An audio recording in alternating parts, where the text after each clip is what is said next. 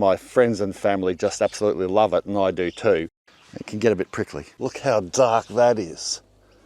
Buck, buck. Leave it in the ground. Now that there is the spice. G'day, I'm Mark from Self Sufficient Me, and it's almost impossible to choose just 5 herbs to grow at home because there are so many fantastic ones. That's why in my new book, 100 Top Crops You Can Grow, I chose the 20 best herbs and spices. And today I'm pulling 5 favourites straight from that list. 5 top picks that will fill your nostrils with such an aromatic scent that your brain will be exploding with joy. Let's get into it.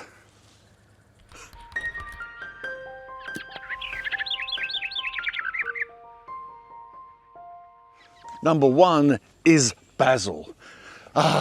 Basil, one of the most popular herbs, famous for pesto and margherita pizza. Positano, Italy, here I come. We're talking strictly sweet basil here, but did you know there are several other types of basil, all with their own distinct flavours and uses? It's true. You can get sweet basil, which is the one that most people think of first. Thai basil, used in Asian cooking and drinks. Greek basil that grow with small little leaves like a box hedge. Aren't they cute? Limelight or American basil that has more of a jagged leaf and is more heat tolerant than sweet basil. It actually goes really well with chicken. This red basil here, beautiful plant, and purple basil. Look how dark that is. If I can get it in the light. They are typically more aniseedy or like licorice tasting, slightly more than the other basils. Here's some quick facts. Basil is part of the mint family of plants. They love warmth and sun, at least 6 hours a day. Grows beautifully in pots, raised beds, or next to tomatoes. Pinch off the tips early to make it bushier and delay flowering. And basil is the only herb, believe it or not, that has been jailed. It was for embezzlement. And here's a pro tip. Harvest often. Basil likes to be plucked. It only gets stronger when you keep cutting it back. And sweet basil is considered an annual grower, meaning you can regrow it fresh each season. Although some people do get much longer out of the plant with regular harvesting. That's sweet basil. Other types of basils, they can grow a lot longer as well, particularly Thai, which can grow year after year like a perennial. However, the best and plumpest leaves are typically found when the plant is young, because as it gets older, the leaves become thinner and the stems become harder. Use it for pesto, pasta, pizzas, breads, and homemade herb salts. Number 2 is oregano. Oregano. It's another one of those Mediterranean herbs, and it's also a member of the mint family. Oh, wonderful smelling herb and great to use in food. Check out my chicken. Buck, buck. Loves the oregano patch. It's a perennial, so once planted it'll stick around for years, and it's a bit like that bush turkey or the chicken sitting here that you stupidly let get established in your garden. It just keeps coming back year after year, non-stop. It loves full sun and well-drained soil. The flavour intensifies in dry conditions, so don't pamper it too much. Apparently oregano, mainly the oil, is a great antioxidant. So they press the oil out of the leaves and the plant. It also is a good anti-inflammatory, which a lot of people suffer from, you know, flamed up or swelling in the joints and all that. So yeah, it's good news if they can make something out of this wonderful herb other than, you know, sort of culinary. A harvesting tip is just to snip the stems before it flowers for the strongest aroma. And did you know that every time parsley cheats on oregano, bay leaves? I would too. And the last tip, depending on your climate, you might find that oregano dies back to almost nothing in the middle of a hot summer or cold winter. But don't worry, it will come back, and remember to harvest those leaves and let them naturally dry before it does die back, so you can still use those in lean periods. And number 3 is rosemary, the herb of remembrance and, of course, roast lamb. Where'd you go? Oh, there you are. Here's a pro tip. Cut it back regularly and right back so that it bushes out more and doesn't get too woody or leggy.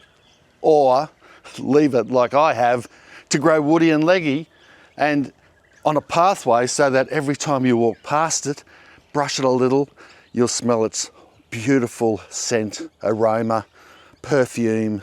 Oh, it's gorgeous. It's incredibly drought tolerant once established. It attracts pollinators with its purple blue flowers. It works as a hedge or a feature plant, even in poor soil. It's amazing in food, and it's so easy to use and plentiful. Rosemary contains compounds shown to improve memory, so eat it often and you won't forget to water it. Even as far back as ancient Greece, they believed in the memory powers of rosemary. I use rosemary as a way to remember my wife's birthday and our anniversary. I put a sprig of it like this behind my ear. It works. It's unconventional though. It can get a bit prickly. But seriously, rosemary was used in Australia and New Zealand as a commemorative way to remember our fallen in wars. So with all that and more, how can rosemary not be one of my favourite herbs? Number 4 is coriander, or also known as cilantro for our American mates. Here you can see this one has no leaves. I've just cut it off from another plant.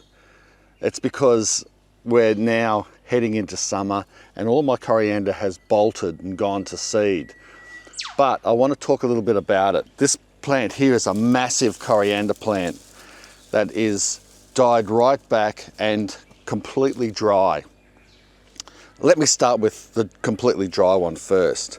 If I take a handful here and just crush it quickly and then blow off the debris, you will get these beautiful coriander seed. Now that there is the spice. The leaves are the herb. And this spice here is extremely valuable. It's good for preserving, especially meats, and I make my famous biltong from our homemade coriander seed. Well, I say famous because my friends and family just absolutely love it, and I do too. Not to, talk myself up, but I've been making it for about 15, 20 years nearly, and it's a fantastic way to preserve meat and make it tasty. It's a bit like jerky, biltong is, except it's, I reckon, easier to make and probably healthier for you because there's no sugar in it. The key ingredient in biltong is this dry coriander spice seed, and I grind it up. I add it to pepper and a few other things. I won't get into the recipe now, and it makes a fantastic preserved meat. So what I do is I let the plant dry back and I crush it all down, put it in a bag, and I collect all that seed and we store it away for when we want to use it. It's a fantastic way to get coriander after the fact when the plant has died back. As the plant is dying back like this one, or bolting to seed as they say, you'll get these green peppercorn-like, well they're the green ones that haven't dried out yet. And they are wonderful. They pop in your mouth like a little caper.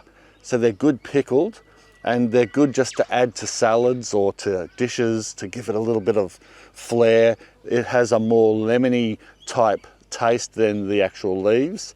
And I know that some people say that coriander tastes a bit like soap, and that's probably why they call it the cleansing herb. Well, that's what I call it now. So here's a few tips. Grow coriander in part shade or succession plant every few weeks to keep getting a regular supply of fresh leaves, if leaves is mainly what you use it for. You can use the whole plant, the leaves, the stems, the roots and the seeds. And ironically, coriander loves cool weather, not hot. And I say ironically because it's associated with hot climates like Asian food, typically Mexican, and those places are generally fairly warm. But yeah, coriander doesn't like growing when it gets really above 25 degrees Celsius. And so you have to use those tips that I just said to keep it going, especially through the summertime. But like I just explained at the beginning, if it does bolt, don't think it's the end of the plant. Quite the contrary. You can make so many other things out of the spice that you get from this. And the last fun fact is it's one of the oldest herbs ever cultivated. Ancient Egyptians used it for both food and medicine. Number 5 is turmeric. It's just starting to come up now that we're getting into summer. And it was a toss-up for me between turmeric or ginger. They both come from the same family, the Zingiberaceae family. I think I pronounced that right. And I thought, you know, turmeric is harder for me to say. So let's go with that because I need the practice. Turmeric, turmeric, turmeric, turmeric, turmeric. Turmeric is the most direct source of curcumin. The health qualities, especially eating it organically grown and fresh at home, are huge. It's pretty easy to grow. All you got to do is in springtime, plant these rhizomes or roots into the ground. They will then shoot and grow these big long lush leaves, and then once those leaves die back in around end of autumn, you can harvest it, or you can just leave it in the ground and it will come up on its own again the next season when it's ready. You can then just go through like I do, leave it in one bed for several seasons in a row and just harvest it as you need it and leave the rest to grow back as it wants. And then after that you can change it up or swap beds around so that it's not in the same spot all the time, because crop rotation does help and it stops the multiplication of pests, especially with root type crops. The other thing you can do is grow it in containers or pots. It grows extremely well under those conditions, very drought hardy and very easy to look after. Turmeric is a great immune booster and an anti-inflammatory, and it's one of those super plants again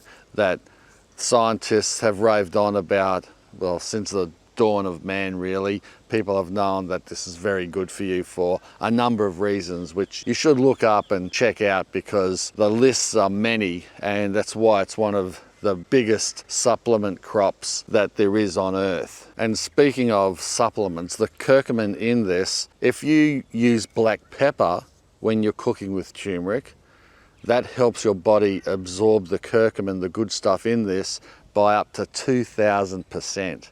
So it pays to have it mixed up with a bit of black pepper or any type of pepper really, I'd assume. Yeah, an interesting fact, that one. And that's the 5 top herbs that I recommend you grow, taken from my book, 100 Top Crops That You Can Grow. Now this is going to go on sale coming up to Black Friday from the 19th of November right through to the 7th of December. It'll be 30% off. I'm really keen, like the sales have been going great in Australia. It's been on the top of the charts for a while. It's not now, but it was. And that's fantastic. And thank you very much for all of you people who have given such beautiful feedback and have purchased the book. Overseas sales are a little bit disappointing. I thought that my friends over in America might be, into maybe purchasing it. So maybe you're holding off. If you are, maybe look at that sale, 30% off, and purchase it over there and get some of those sales over in the States pumping up a bit. So we don't have to take those books back to Australia. Well, I'm sure we won't have to. But yeah, consider it for a Christmas present for yourself or someone else. And yeah, I hope you enjoy reading it. From the feedback we've been getting, people have been. So thanks a lot for watching. Bye for now. Cheers.